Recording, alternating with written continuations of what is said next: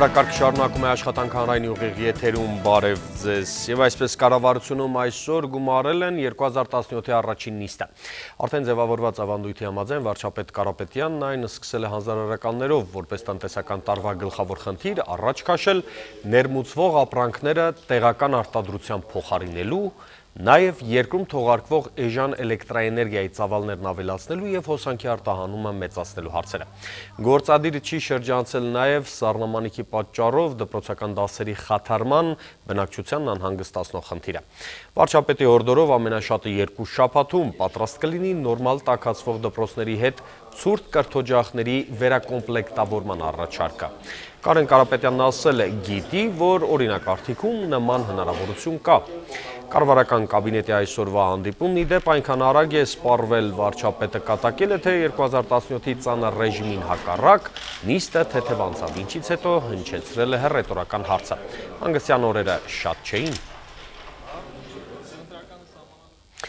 Անցած գիշեր Արցախի հետ սահմանին Ադրբեջանը տխուր ավանդույթի համաձայն դարձյալ խախտել է հրադադարը մեր դիրքապահների ուղղությամբ արձակելով ավելի քան 400 կրակոց։ Պաշտպանության բանակի առաջապահ զորամասերը ձեռնպահ են մնացել պատասխան գործողություններից եւ շարունակել վստահորեն իրականացնել մարտական հերթապահություն։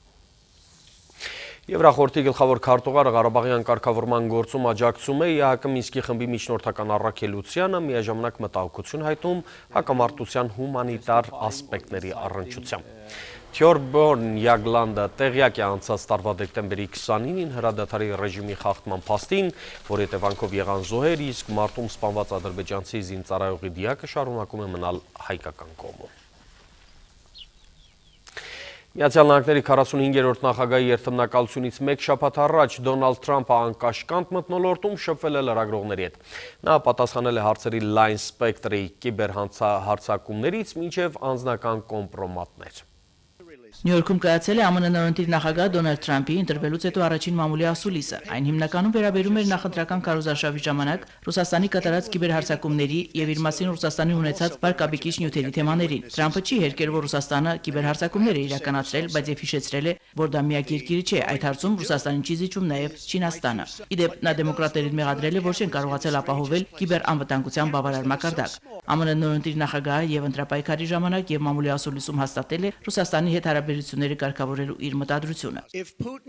ԱՄՆ-ին եւ Ռուսաստանին պետք է հարաբերությունները բարելավելու հնարավորություն տալ։ Այդ հարաբերություններում վերաբերնում տեղի չի ունենա։ Հույս ունեմ, որ իմ ժամանակ Ռուսաստանը շատ ավելի կհարգի մեզ նախագահ Վլադիմիր Պուտինի կառավարման ժամանակ Միացյալ Նահանգների սերվերների դեմ կիբերհարձակումներ էլ չեն լինի։ Կարծում եմ նաեւ, որ առավելություն է, որ Պուտինին Թրամփը դուր է գալիս։ Թրամփը չի թաքցրել իր զայրույթը այն լրատվամիջոցների, հատկապես CNN-ի հանդեպ, որոնք հրապարակել են տեղեկություններ իր մասին Ռուսաստանի հատուկ ծառայությունների կոմպրոմատի վերաբերյալ։ Մամուլի ասուլիսի ժամանակ Թրամփը կտրականապես հրաժարվել է պատասխանել այդ գործակալությունների լրագրողների հարցերին, որոնք չստուգված տվյալներ են հրապարակում։ ԱՄՆ ազգային հետախուզության ղեկավարն էլ հայտարարել է, որ Թրամփի դեմ Մոսկվայի կոմպրոմատի մասին փաստաթղթի հեղինակը իրենք չեն։ Պարզվել է, որ վարկաբեկող նյութերի հավաքման հեղինակը բրիտանական հատուկ ծառայությունների նախկին աշխատակիցներն են, որոնք մասնավոր ընկերությունների պատվերներ են կատարում։ Մարիամ Մխիթարյան, օրակարգ։ Թուրքիայի խորհրդարանում ծեծկրտուկն ավանդույթ է դառնում։ Սահմանադրական փոփոխությունների վերաբերյալ նախագծի հերթական քննարկումն ավարտվել է իշխող Արդարություն եւ զարգացում, ինչպես նաեւ ընդդիմադիր հանրապետաժողովրդական կուսակցությունների պատգամավորների միջև տուրը դմփոցով։ Վեճի ընթացքում ֆիզիկական բռնության է ենթարկվել ընդդիմադիր կուսակցության կին պատգամավորը։ Խորհրդարանում են եղել Թուրքիայի վարչապետը, ազգայնական շարժում կուսակցության եւ ընդդիմադիր հանրապետաժողովրդականների առաջնորդները, որոնք սակայն չեն միջամտել ծեծուջարդին։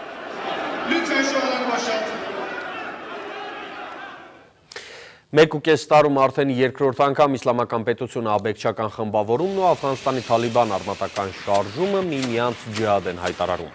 Թեև ըստ ամերիկյան պետքարտուղարության անցած օգոստոսին իսլամական պետությունն ու Թալիբանը գաղտնի հաշտություն են կնքել, փորձագետները չեն բացառում, որ Աֆղանստանի տարածքում նրանց միջև իրոք կարող են զինված բախումներ լինել։ Կիպրոսի հարցով միջազգային համաժողով, որն սկսվելու է այսօր Ժնևում, կդառնա պատմական իրադարձություն, հայտարարել է Կիպրոսյան հարցով ՄԱԿ-ի գլխավոր քարտուղարի հատուկ խորհրդական Էսպեն Բարտ Էյդեն։ Վերջին օրերին Ժնևում ուղիղ բանակցություններ էին ընթանում կղզու հունական և թուրքական հատվածների առաջնորդների միջև։ ՄԱԿ-ի ներկայացուցիչները հատկապես ընդգծել են փոխհամաձայնության գալու կողմերի խիզախ ձգտումը։ Այսօր սկսվող համաժողովի մասնակցելու են նաև կիպրական կարգավորման երաշխավոր երկրներ Մեծ Բրիտանիայի, Թուրքիայի և Հունաստանի արտգործնախարարները։ Տեղափոխվենք Հայաստան, այսօր լրանում է Գյումրիում Ավետիսյանների ընտանիքի սպանության երկրորդ տարելից, այսօր ևս սպանված ընտանիքի հարազատները, ինչպես 2006-ին հունվարի 12-ին կբացեն Ավետիսյանների փակ տան դռները, կանցկացնեն մոմավառություն։ Հիշեցնենք,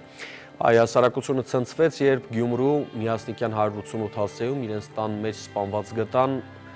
ընտանիքի բոլոր 6 անդամներին, իսկ սվինի հարվածներ ստացած 6-ամսական Սերյոժա Ավետիսյանը օրեր անց մահացավ հիվանդանոցում։ Գյումրիում տեղակայված 102-րդ ռազմաբազայի զինծառայող Վալերի Պերմյակովի մեղադրանք առաջադրվեց հայկական ու ռուսական դատարանների կողմից։ Նա դատապարտվեց ՑՄՀ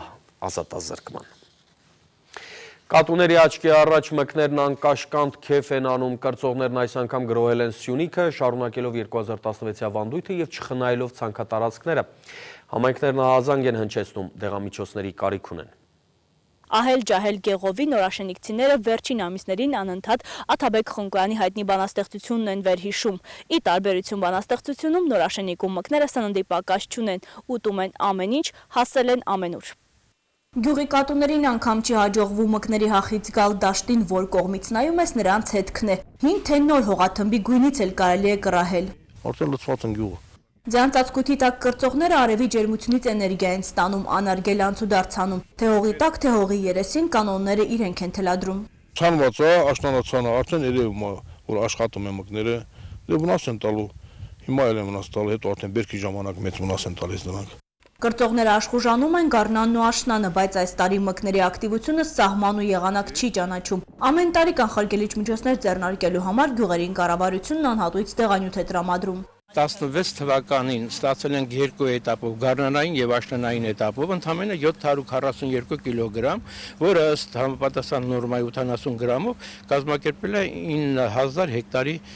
պայքար։ Մարզպետարանը համայնքներից ահազանգեր ստանում է, բայց լրացուցիչ տեղանյութ չկա։ Եղածն անցած տարի բաժին է հասել վարակից խիստ ուժած համայնքներին։ Նելի Միրզախանյան, Ռոբերտո Անջինյան, օրակարգ։ Վանում 20 մետրանոց ջրամբարը սաստիկ ցրտի պայմաններում սառել և վերածվել է բնական սառցեարվեստի գործի։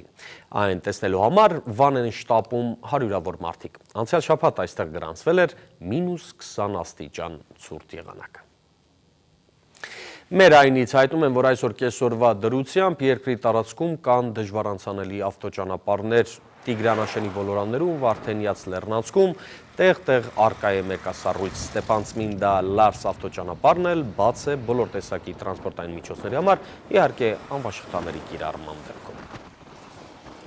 Այսքանը մեր հաջորդ հանդիպումը երեկոյան 5-ին է, առայժմ